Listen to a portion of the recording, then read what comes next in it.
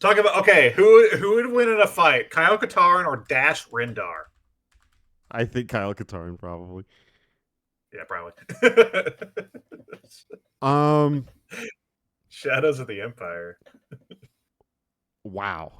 Um. Yeah. Here, I would add this to a list of games that are very hard to play now, but at the time were so impactful, it couldn't even be understated.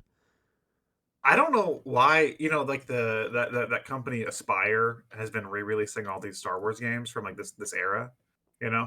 Mm-hmm. Like they recently did the one you liked that we'll talk about. But like why haven't they done this one?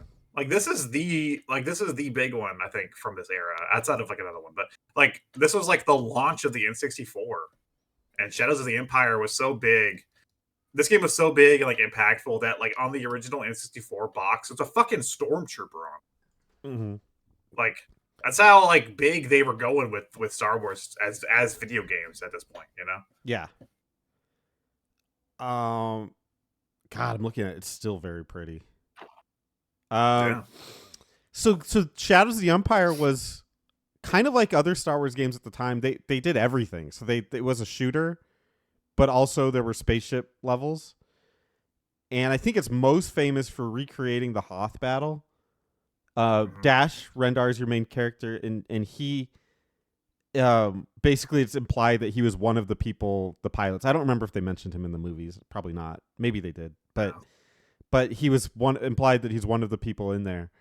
So you get to recreate the Hoth battle, and at the time, like games like trying to recreate a movie, it did not get any better than this. This was like pinnacle cinematic gameplay. Like wow, it was myself included. People would just replay this level over and over again because it was so cool. What are your memories playing this game?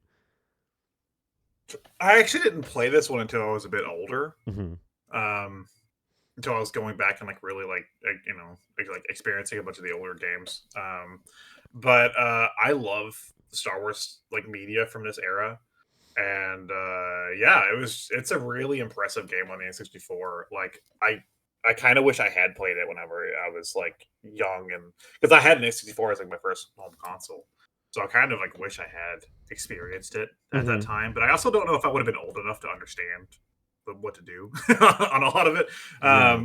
But I did play other Star Wars games at that time, so maybe I don't know. But like, it is a really impressive game. Like I think gets overlooked because it's a licensed Star Wars game.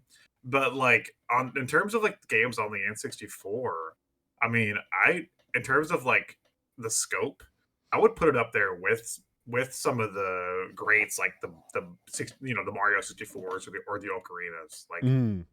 it's impressive what they were capable of doing at this point, and they really wanted to like immerse you in the universe, you know. Yeah. Yeah. No doubt. What? Wow. It just can't be. And it kind of fits in the Dark Forces idea of it's a side story. Granted, I think the book was already written for this. This was an Yeah, it actual was. book.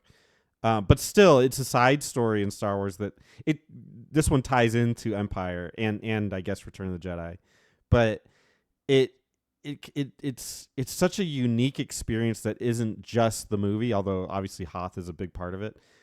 But it's so impressive to see that and to experience Star Wars from a new perspective that most people only really got from the video game.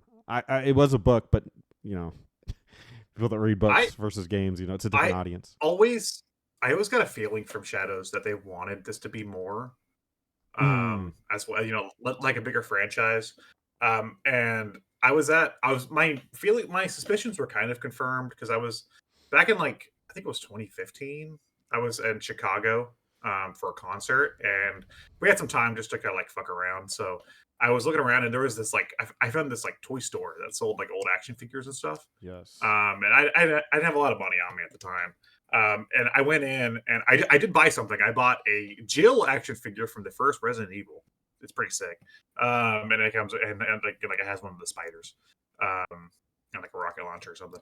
But I found a Dash action figure while I was there. They had a Dash Rendar. from Shadows of the Empire, like just there on the wall, and I was like, "Holy shit, it's Dash Rendar!" And I remember seeing that, and being like, "Yeah, like that feels like they really wanted to like push that, as like some like pillar of the Star Wars franchise, especially at this point. I mean, the movies were hadn't really started yet, the Mhm. prequels and stuff, and like there was a kind of a Star Wars drought in terms of like media like this for a while. So this felt like they were like, "Whoa, we could do some kind of like book and video game and like make something that way." Yeah, they So had they they were way ahead of their time, and they did stuff that that would be kind of unthinkable now. But they, like Lucas Film or whoever, I guess George Lucas's thing that handled this licensing stuff.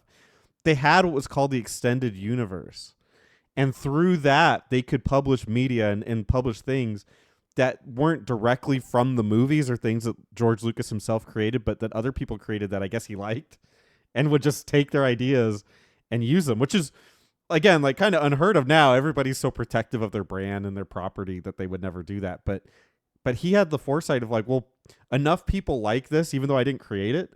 What if I could make money off of it and just create my own stuff that from it? So yeah, they would create toys that weren't from the movies; they were from those extended properties. And yeah, Shadows of the Empire was one of the biggest ones of people that they're like, yeah, Empire is good, Return of the Jedi is good, but have you heard of Shadows of the Empire, which is like a tie-in between them? Yeah, so really, really cool stuff.